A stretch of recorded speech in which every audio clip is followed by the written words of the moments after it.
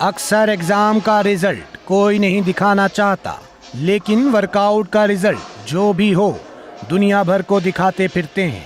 वैसे ही एक gym member से हमारी मुलाकात हुई जो हर 10 मिनट में अपना बिफोर एंड आफ्टर चेक करने के लिए कभी अपनी सेल्फी निकाल रहा था तो कभी डंबल उठा रहा था।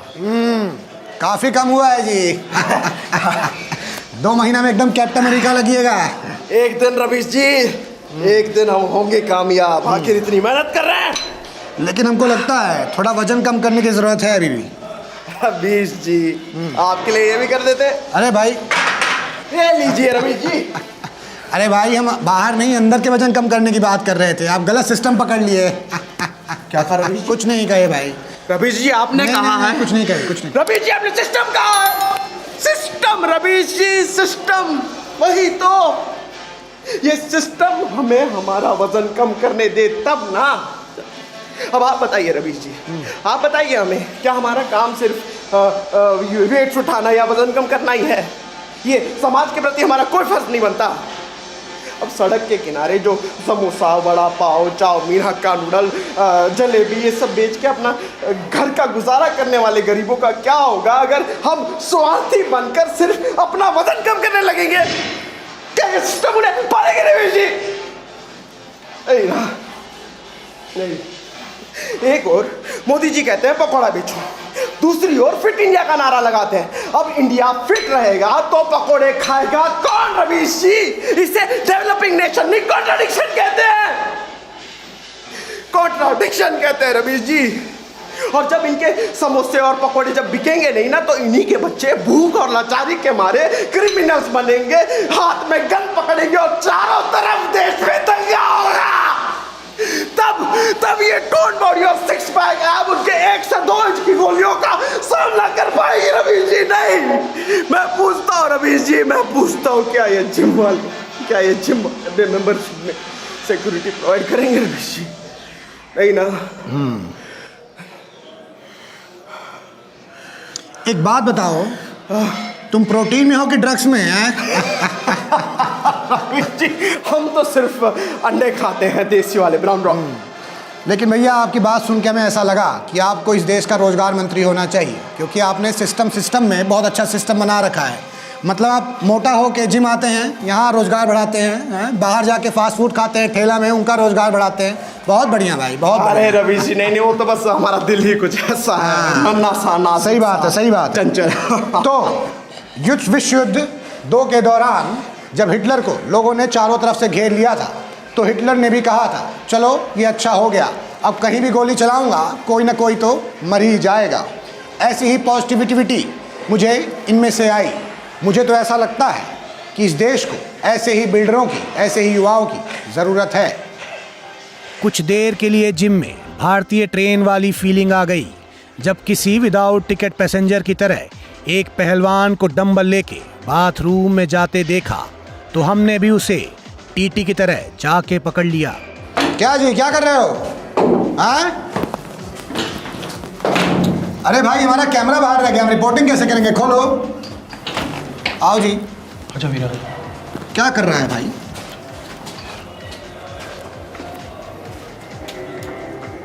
ये क्या किए तुम? हाँ? एक्चुअली रवीश जी, मेरे जिम की मेंबरशिप एक्सपायर हो चुकी है, तो मैं नज़र बचा के पैसे बचा रहा हूँ। ये तो चोरी हुई। सीना चोरी तो नहीं है, चुपचाप एक्सरसाइज करके अपना हक ले रहा हूँ और किसी को तकलीफ भी नहीं है। रवीश जी, जब पहली बार मैं मेंबरशिप लेने आया था, मेरे को कहते 1 महीने के 4000 रुपए और 6 महीने के 4200 रुपए। तो मैंने 6 महीने के ले लिया। अब बंदा आता तो 1 ही महीने है। सही बात है। तो बचे हुए महीनों का मेरे को रिफंड देंगे? बिल्कुल नहीं देंगे। नहीं देंगे। तुम फंसवा दिए ना जी। अच्छा वाला इमेज है हमारा पत्रकार का, है, देश बोलता है कि हम अच्छे पत्रकार हैं, तो फंसवा दिए चोरी के इल्जाम में भैया। मोदी जी को कैसे हम क्या बोलेंगे? हम किस मुंह से बोलेंगे मोदी जी खरा? ये क्या कर रहे हो जी?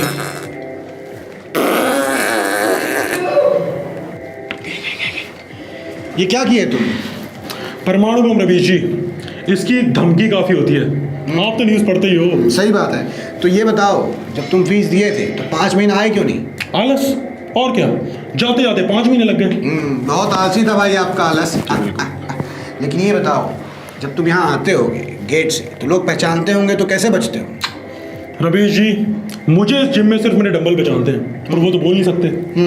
और वैसे भी आपने 3 डेट्स देखी होगी, जिम आने के लिए फीस नहीं सिर्फ यूनिफॉर्म लगती है। हाँ, वो मैंने लॉकर रूम से ढापी है। तो देखिए भाई, अगर हिंदुस्तान सरकार को जासूसों की जरूरत है तो यहाँ जिम में आके इन्हें उठा ले जाएं। क्या जासूसी करते हैं, मतलब काम कर देते हैं, किसी को पता नहीं चलता है ना। पता कैसे चलेगा, तब तक तो मेरी बॉडी बन चुकी होगी, हाँ। तब पकड़ के दिखाएं। सही बात। दूंगा पैन छोड़ोगे। ठीक है, हम जाते हैं। अगर आपको और कुछ चाहिए तो हम भिजवा दें। नहीं, रूम फ्रेशनर थोड़ा। रूम पैसे छोड़िए, कुछ अगर डम्बल वम्बल चाहिए तो बताइएगा, ठीक है? वो हम ले लेंगे। तुम भी चलो जी। लौ पथगामिनी अपनी फुल स्पीड पर थी। हिलती ट्रेन में चलने वाला हर इंसान शराबी लग रहा था। तभी ट्रेन आउटर में रुक गई। अक्सर टाइम पे रहने वाली ट्रेनें टाइम पर ना रहने वाली ट्रेनों की पासिंग के लिए रोकनी पड़ जाती हैं। देश में सिर्फ वीआईपीज नहीं बल्कि कुछ ट्रेनें भी वीआईपीज वाले टेंट्रम थ्रो करती हैं। कुछ लोग इसकी शिकायत ट्वीट करने में लगे थे तो कुछ लोग मस्खरी में ट्रेन के टायर पंक्चर हो जाने की अफवाह उड़ा रहे थे। लेकिन इस बार भी जुर्म गाड़ी का नहीं बल्कि सरकार की गाड़ी को अपने दहेज में मिली बुलेरो समझने वाले इस बैल बुद्धि इंसान की थी, जो चेन ऐसे खींच रहा था जैसे सरकार अपनी विफलताओं के लिए विपक्ष की टांग खींचती है। देखिए, लोगों को घर जल्दी पहुंचना होता है और पकड़ लेते हैं एक्सप्रेस, क्योंकि हर स्टेशन पे तो रुकती नहीं है। अब जहां पर रुकती है वहां से 50 रुपए की बस पकड़ के वापस घर आना होता पीछे आना पड़ता है। हाँ जी, तो हम क्या करते हैं, उनके ठीक इलाके के सामने चेन खींच देते हैं, उनका समय बच जाता है, हमारे 50 रुपए बनते हैं। आप बताइए, आपको कहाँ उतरना है? हमको उतरना है बरखा के दिल में, उतारोगे? हाँ नहीं, उसके तो 100 रुपए बनेंगे ना राजा जी। वो छोड़ो, हमारी छोड़ो। ये बताओ कि इतना बड़ा जो क्राइम करते हो, कल को अगर कोई टीटी देख लिया तो तुम्हारा चूतड़ और तुम्हारा हाथ दोनों तोड़ देगा। फिर ट्रेन का चेन छोड़ो, अपना पैंट का चेन नहीं खींच पाओगे। अरे छोड़िए राजा जी, टीटी क्या उखाड़ पाएंगे? 200-300 टीटी को तो इसी गेट से धक्का मारे हैं। अरे खड़ी ट्रेन से डर गए, घबरा जाते राजा जी। हाँ, लगता है एक दिन तुमको आरपीएफ बोरा में डाल के ले जाएगी, समझ रहे हो ना? अरे छोड़िए राजा जी, आरपीएफ के सामने चेन खींचते हैं। दिखाइए। आरपीएफ देखो चेन खींच रहे हैं, देखो देखो चल ऐसे। राजा जी, वो कानपुर के आगे रामपुर में चेन खींच देना, वो 56 नंबर वाले को है ना ननिहाल में उतरना है। कुछ दिन ननिहाल में बिताओ जी अपने। देश में विकास की सुपरफास्ट ट्रेन भी ऐसे ही अटकी रहती है, जिसे लोग अपनी बेवकूफ़ी की चेन खींच खींच कर रोक देते हैं। मैं तो कहता हूँ कि विकास के ट्रेन की जो चेन है उसे इतना टाइट कर दीजिए कि कोई भी आंडू फांडू उस चेन को रोक कर विकास को ना रोक सके। थोड़ा आगे बढ़ा तो ट्रेन में चंद्रयान दिख गया, जो चांद से चेहरों की बार बार चक्कर लगा रहा था। हम भी उस पर किसी उल्का पिंड की तरह बरस पड़े।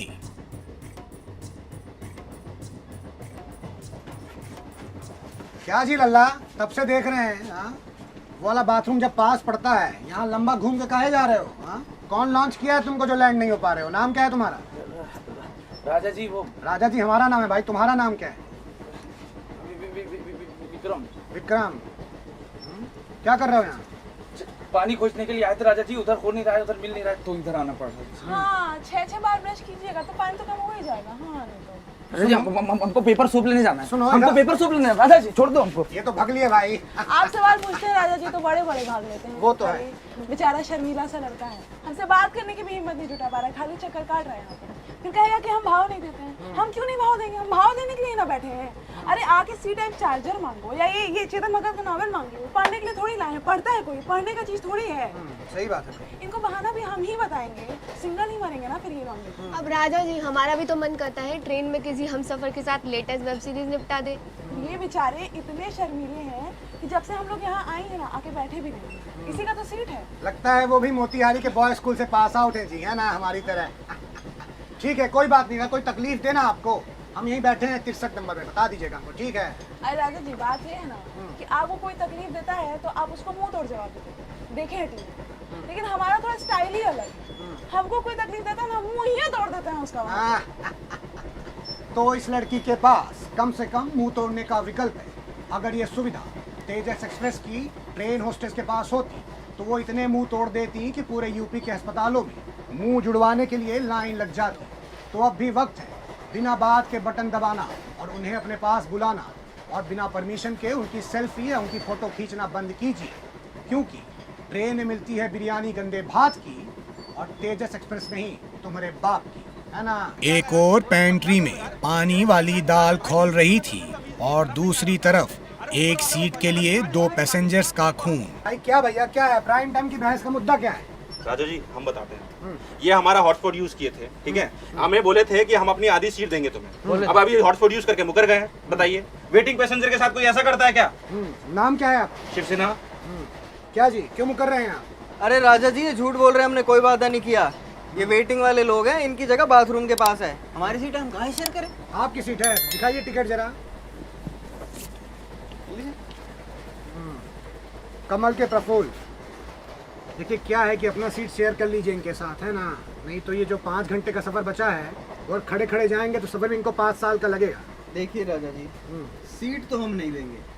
अरे कैसे नहीं दोगे भाई? राजा जी ये इनसे वादा किए थे, हम देखे थे, और हम आपको बता दें हम ये अन्याय तो बिल्कुल नहीं होने देंगे। हम भी एक वेटिंग वाले हैं और वेटिंग वाले का दर्द हम बिल्कुल समझते हैं। गुस्सा मत होइए, ठीक है। हाँ। थोड़ा थोड़ा अरे थोड़ी इनको एक काम करो, इनको लेके चलते हैं भाई, इन्हें लेके चलते हैं भाई। ऐसे कैसे नहीं जाएंगे? अरे ऐसे कैसे? अरे राजा जी छोड़िए। आखिरकार लंबी बहस और अटकलों के बाद फैसला हो ही गया। देख रहे हैं राजा जी, हमको यहाँ बिठा के खुद जाके दोनों सीट पे बैठ गए। एक तो हमारा हॉटस्पॉट यूज कर लिया, हमारा नेट खत्म कर दिया, और कितना बदबू है इधर। आप देख, बंद करो भाई, तुम्हारा हग्गा देखने बैठे हैं। कितना गलत हो रहा है हमारे साथ। सिर्फ तुम्हारे साथ नहीं गुरु, देश में ऐसा किसी और के साथ भी हुआ है, वो भी रातों रात। लेकिन कोई बात नहीं, इस बदबू का निवारण है हमारे पास। ये लो, ये मूंगफली लो, इसको ऐसा खचखचा के यहाँ फेंक दो, मार सौंधा सौंधा स्मेल फैल जाएगा, है ना। चलो गुरु चलते हैं, दे दीजिए उनको भी।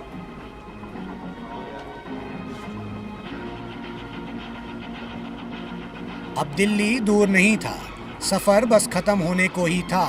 कुछ लोग अपना सामान बांध रहे थे तो कुछ लोग अपना पेपर। हम भी कुछ बांध लिए थे।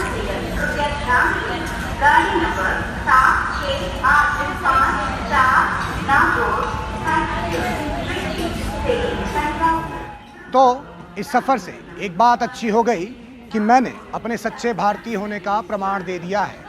आज के बाद देश में मुझे कोई भी एंटी नेशनल नहीं बुलाएगा, क्योंकि मैंने अपनी संपत्ति समझ के रेलवे से ये तौलिया, ये साबुन का फुच और ये कंबल चुरा ली है।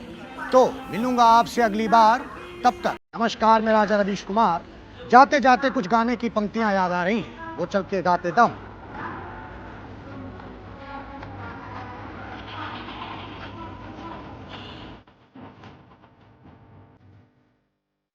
क्या